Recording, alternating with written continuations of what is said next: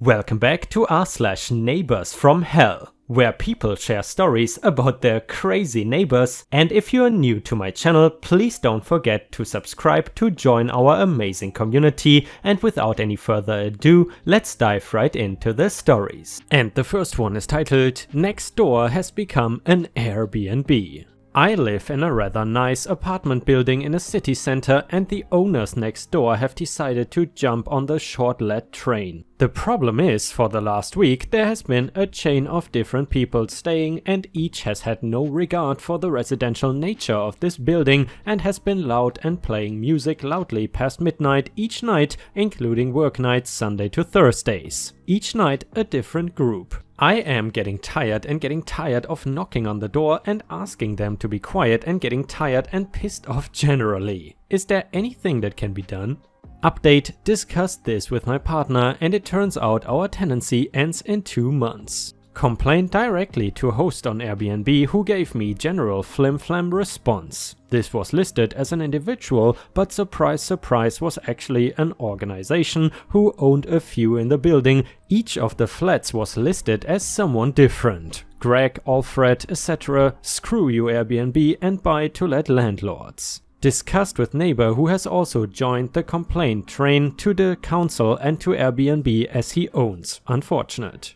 We have, however, decided to move. The difficulty of being a private tenant in a multi-owned building, and the feeling of being bottom of the chain in importance, and a lack of faith that our quality of life would actually improve if we stayed, has meant no matter the energy we put in to fight it, we are just cutting our losses and scooting off. The world is an unfair one, whereby faceless orcs and property portfolio holders profit from my inconveniences. Thanks for all the help, everyone. And the advice people gave in the comments was the following. Number 1, does your building have a management company? Do you as residents have a contract with that management company? If so, have you checked what conditions you have to adhere to by living there? There may be a clause about holiday lets. If there is, I would contact them. Heck, I would contact the management company anyway. Another person said, a lot of mortgage providers have a very strict no holiday letting clause for a residential mortgage. You could find out the mortgage provider from the land registry and let them know. Of course, they might have a suitable mortgage.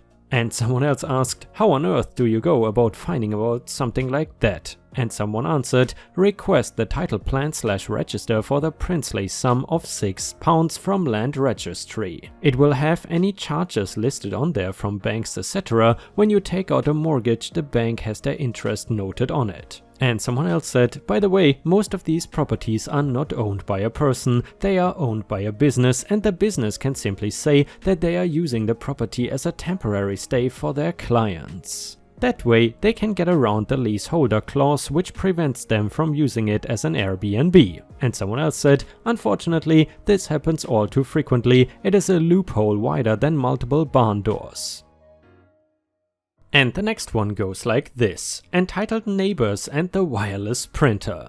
I love reading all kinds of fun entitled people, Karen, Kevin stories, especially with a happy end. So I am hoping to share a few of my own. I have plenty from jobs being mistaken for an employee or just plain unneighborly neighbors. To the point, I had one of those wireless Bluetooth printers a while back. It was a hand-me-down from a friend, and I didn't use it as much as I hoped. It usually has a password-enabled security, but I was at work one day and my girlfriend wanted to use it. Her computer was not playing nice with the password/security thing, so I told her to press this big button that disables the security and I would enable it later. Thankfully that solved her issue, and she printed out some documents you don't care to know about. I came home not too long later, maybe 2 or 3 hours. Within a few minutes of coming home, however, the printer starts up and stuff begins printing. I see the first page for but a moment before realizing it is some sort of potentially sensitive info, medical, tax, maybe bank stuff.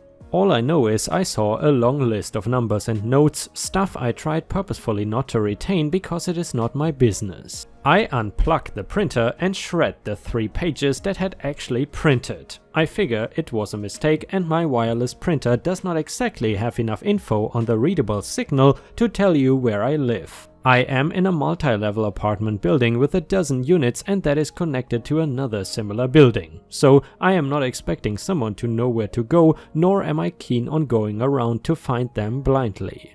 They would figure out they needed to use their own printer, right? Wrong. A couple of neighbors, middle-aged couple, ended up knocking on a few doors later that afternoon. I did not think much of it at first until I heard them at my next door neighbors asking about printed documents. I poke my head out and mention it was me and that I took care of the issue. The lady shuffles over, she's in slippers, husband, I'm guessing by the rings, in tow. Lady, "You're the one with the printer?"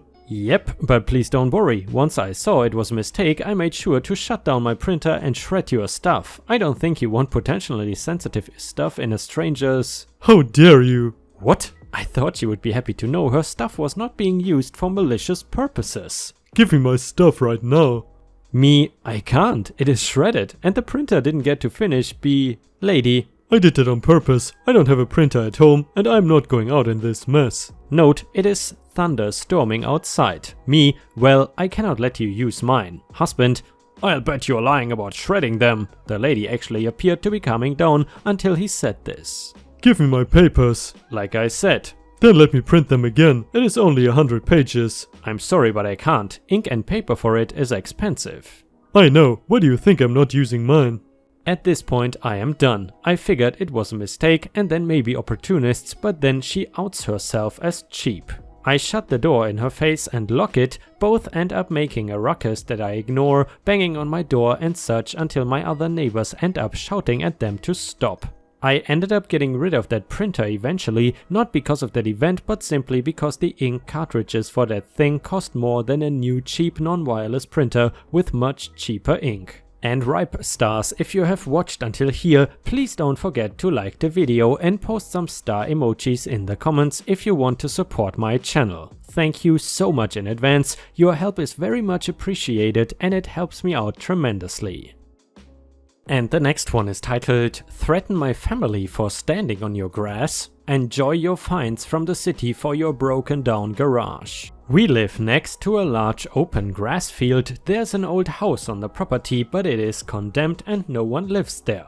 The owner of the property only shows up to mow the field, but does nothing else with the property. The garage beside the house is caving in on itself and just looks like trash. People walk through the field to go fish on the river, walk their dogs or just wander. Most people think it is just city public property. A few days ago we were outside playing with our dog and toddler. They were walking a few feet of our driveway, which is technically his property. He just happened to be driving by and pulled over and began yelling and was just in general overly aggressive. He yelled that we need to stay on our own property. He accused us of tossing cigarette butts, we don't smoke, and beer cans, we are never even drinking outside, all over the field. He also yelled that we drive all over his field causing mud puddles, again completely not true. He then pointed to our dog and complained that she needs to stay off his grass. In the past he had specifically said he did not care if our dog walked on the field. He proceeded to say if he found any dog crap anywhere, he was going to retaliate against us and we are not going to like it. This all happened within a few minutes. My boyfriend took the toddler and dog inside and came back out to try to talk to him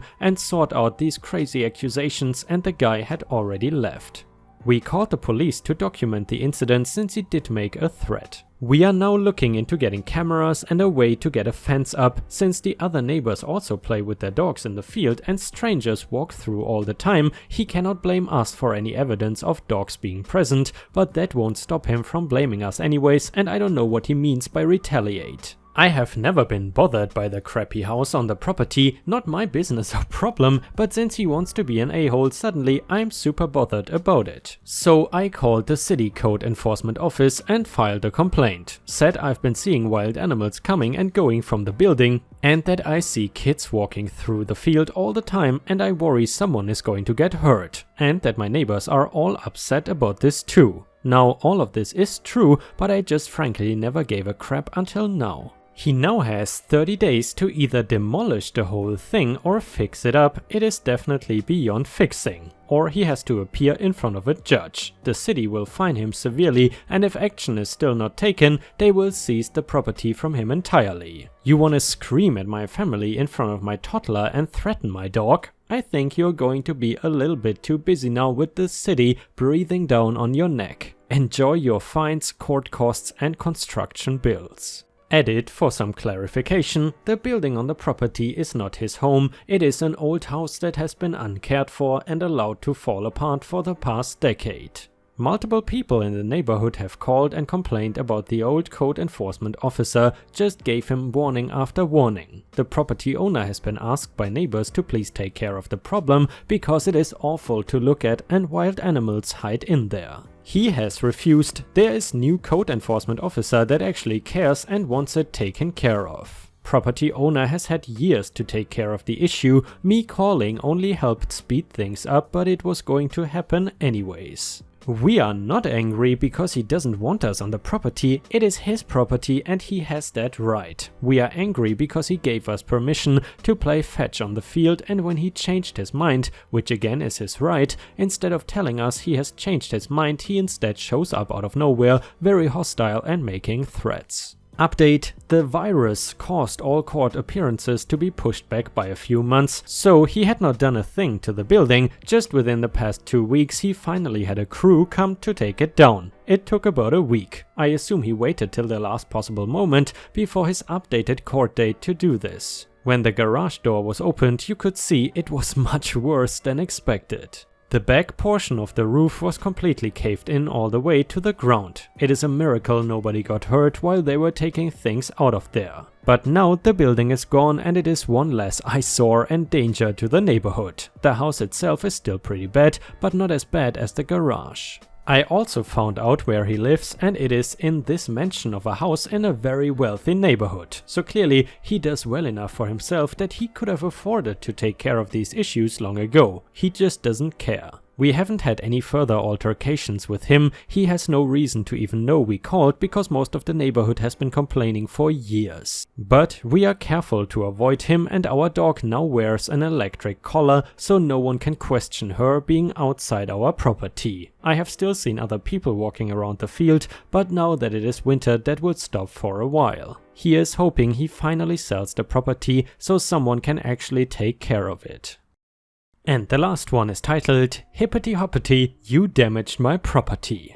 This happened shortly after college. My mom is a retired disabled woman who now owns her house on a quiet residential cul-de-sac. She has lived there longer than anyone else. Her neighborhood has designated parking spaces at the end of the cul-de-sac, all with the addresses of each house painted in the parking space. My mom does not get out much, so I use her designated parking space. At the time, we lived in the same city and I visited her weekly to bring groceries, fix broken things, cook for her, etc. My mom parked her car in the backyard of her house since she went out so little. Mom kept busy by gardening or baking and buying cookies for the kids on the street. Mom's neighbor Ivy never parked well. Whenever I stopped by, her car was always parked so close to my car that I had to park on the curb. I wouldn't have cared about Ivy's piss poor parking, but for two things. Number one, she had 4 or 5 kids and had parties almost every weekend, leaving trash in my mom's yards. Number 2, I loved my car, a 2016 metallic ice blue Dodge Challenger Hellcat. The first car I had ever purchased brand new. I washed that car once a week, detailed the interior and had rules against eating, drinking or even leaving trash in my car. It was my pride and joy. Mom had called the police throughout Ivy's residence because of the parties. Ivy's guests would fill up the cul-de-sac with their cars, obstructing traffic and get into loud drunk fights at and after midnight. I often found empty beer bottles, empty condom wrappers, cigarette butts and empty and cracked baggies on the fence between the properties, mostly on Ivy's side of the fence. This is all important info. One Saturday while having dinner at my mom's house, I heard a loud crash and my car alarm went off. I ran outside to see Ivy's older model Honda Accord back out of her parking space and speed down the street.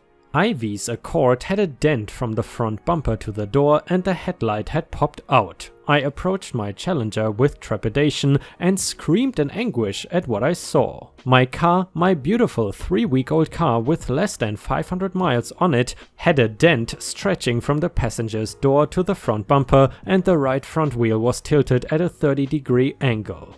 I was livid and in anguish as I called the police, filed an online claim with my insurance, and arranged for a tow truck to take my damaged car to the dealership. The estimated cost of repairs came out to $3,400. The total cost of repairs was eventually $6,500. I had a low insurance deductible, $100, but my car was parked and Ivy owed for the damages. For a total of 2 weeks, I knocked on Ivy's door or waited for her to come home. She stopped driving her damaged Accord and either rented or borrowed a Ford Fusion. When she was home, she did not answer the door. When she wasn't, she stayed away until my rental car, a Dodge Charger, left my mom's parking space. I left a note on Ivy's door for her to call me, but only received harassing calls from restricted phone numbers or people blaring air horns in my ear when I answered. Now on to the revenge. About 2 weeks after the accident, Ivy's children came to mom's house for some cookies. I noticed that 2 of them had bruises around their eyes. If Ivy had not hit my car, I still would have done what I did, but maybe not as underhandedly. I had mom take pictures with and of the children, but waited until the next party to strike. Ivy had a party that night or the night after. Mom called me to let me know, and I installed an app onto my phone that gave me a fake phone number. I called 911 and reported the party. There's a loud party at 1007 Mountain Drive, and I'm worried because the children are around all these drunk adults. Please hurry. Mom called to let me know the police had arrived. I drove to her house, stopping by the grocery store first, so that appeared to be the reason, and saw Ivy and her boyfriend Bane already sitting in the back of a squad car.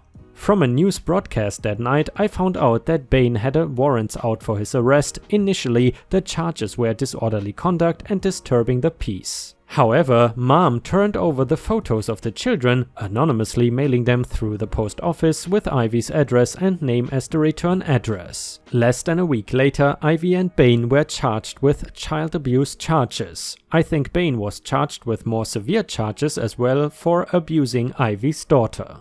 Either way, the children ended up in foster care and Ivy and Bane ended up in prison. And the next one is titled, Superintendent of New Apartment said we are not allowed to walk on floors after midnight. So this kind of sucks. Me and my fiance moved into a new apartment 2 weeks ago. We are on the 2nd floor, directly above the superintendent's own apartment. The super, when we met him, seemed decent enough, older French-Canadian man in his 70s. We told him we are quiet and don't anticipate disturbing him, which is true. We don't party much, don't blast loud music, we both occasionally work from home, but that just involves a lot of typing. On October 1st, 2 days after we moved in, he knocked on the door. I was at work, but my fiance answered and he said he was reminding us to drop off the rent check and also told my girlfriend to stop stomping around. She was not stomping, she was walking normally in socks. Now, it is true that the floors in this apartment creak a lot, but there's not anything we can do about it. 3 days ago, we were getting ready for bed when at 1 AM incredibly loud music starts blaring. There's no apartment next to our bedroom, so we knew it was not from there. At first we thought it was the people above us, but we soon realized it was coming from below us, the super's apartment.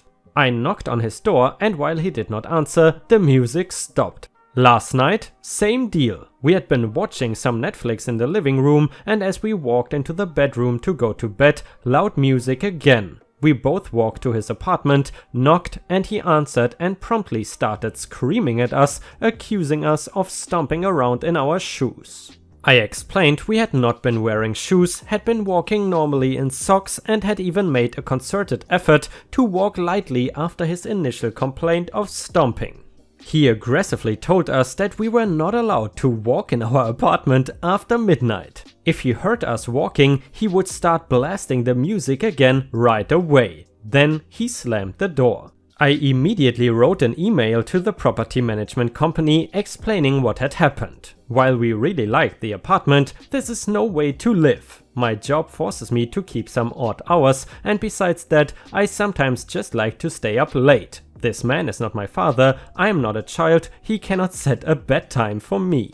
Being told that I must be in bed by midnight, or he, an employee of the building's management, will passive-aggressively blast music and make sure we cannot sleep is insane. They have already cashed our first month's rent and we spent $500 on movers to get into this place. Right now, neither of us feels safe.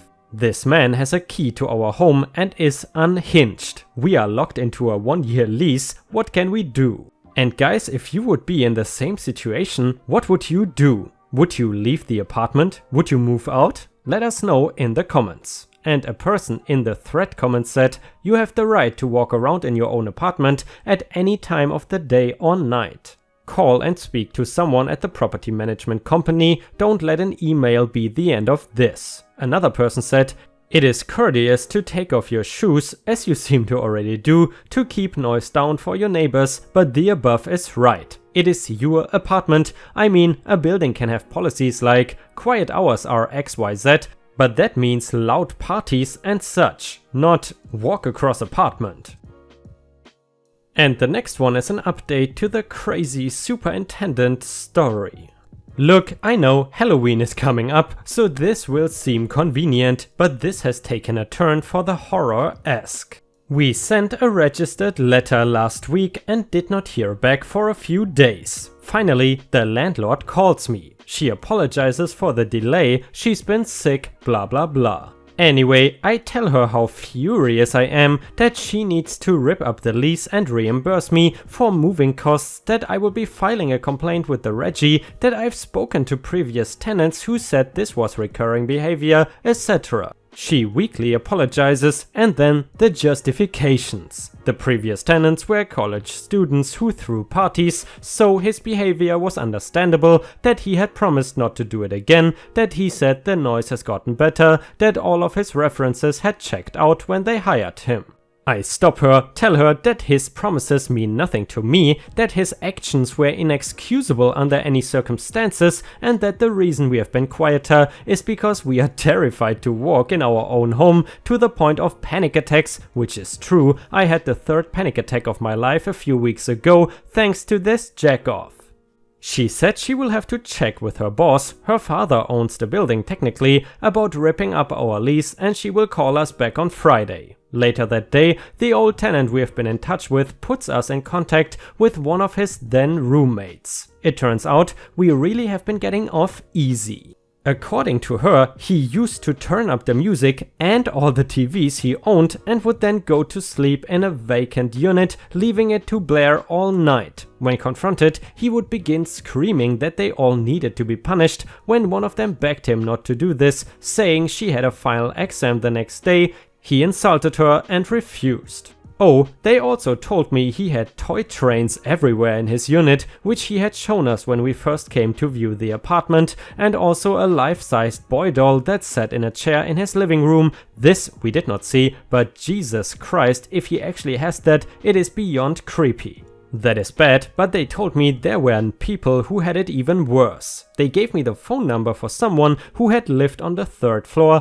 they had become friendly with and who had the real shit show experience. So I called her. This poor woman, she had been living in the apartment building for 3 years and said they had gone through 4 supers in that time. This guy was the last one and by far the worst. She had a small dog who had to wear little boots in the winter. She would leave them on a mat outside her apartment door. Never a problem until he got hired. He would scream at her that she was not allowed to leave them there. Of course, eventually they disappeared. So she went to confront him and he pulled out a hammer and started threatening her. Needless to say, we are now more than angry, we are scared. We have gotten written statements from all these old tenants about their experiences, and of course the landlord did not call me on Friday. So we are going to the Reggie first thing on Monday to file our complaint. I was hoping they would make things simple, rip up the lease and let us move. Hell, we have been apartment hunting and had found a really nice place. But we don't want to risk being sued by just unilaterally breaking the lease. Hopefully having an actual complaint filed with the Reggie and beginning the mechanism to pay rent via deposit with them will kick things into gear. I really want my next post to be the last in which we can all laugh about this ridiculous situation. As always, if anyone has any advice for how to speed things along, I am all ears. Sadly, the formal process for doing things seems to take a while. And a person in the comments said, "You may not realize, but your landlord has gone hostile. You made it very clear to them that they are shirking their duty, and they responded by shrugging their shoulders."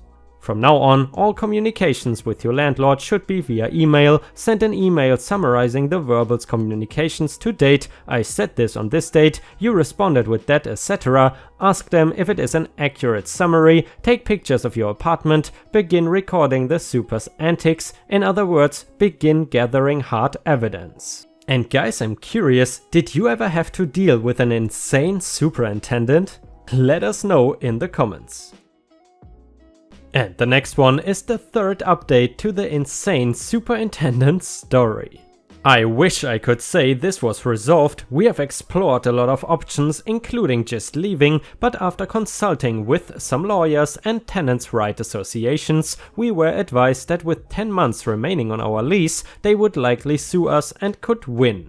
We have opened a complaint with the Reggie, but they are notoriously slow. I figure by the time we get a hearing, our lease will be up. In the meantime, things have been quiet. We have accumulated written statements and promises to testify from former tenants, but douchebag downstairs has not acted up.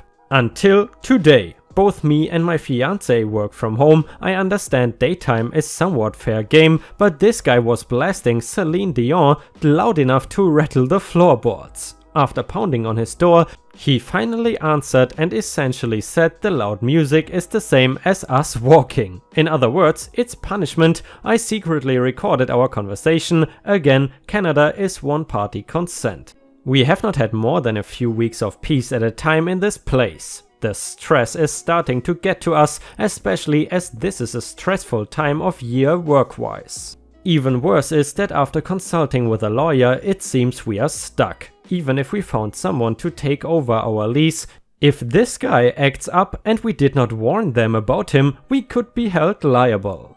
Look, I know you guys have to give legal advice, and that advice is to follow up on the Reggie complaint, but we are desperate. If we just leave, what are the chances they sue? And given the long recorded history of his misbehavior with us and with previous tenants, if they did sue, would they win? And someone asked in the comments, why are you not trying to have him evicted? In my local, noise violations are written to the landlord and are defined by specific dB levels, varying with the time of day, while measuring from inside neighboring units with all windows closed. Blasting music will almost certainly violate your local ordinances, while walking will not. You can buy a decibel meter on Amazon for less than $20. In none of your posting do you say you have called the police. Call the police.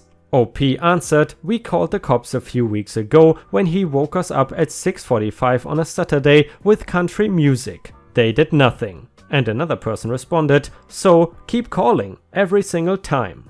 And guys, what would you do to get rid of this insane neighbor? Would you try to get him evicted? Let us know in the comments. And the last one is the final update to the superintendent's story. It is resolved, effing finally. We finally managed to set up a meeting with the property manager and her father, the owner of the building.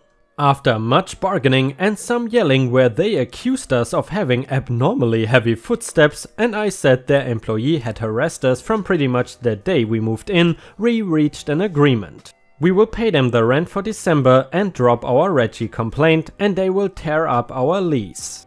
We will be moving into our new apartment on December 5th. My fiance has already asked our new, extremely nice and competent superintendent what kind of muffins he prefers, as she will be making him a batch after we are settled. As the manager was leaving, I told her that I bet this will happen again with the next tenants. I gathered the janitor is on extremely thin ice, as she said, I'm not doing this a third time. So douchebag F-face better be watching his back, I guess. Then we can forget about this place and get on with the ever increasingly stressful task of organizing a wedding. Sane while this shit show was ongoing.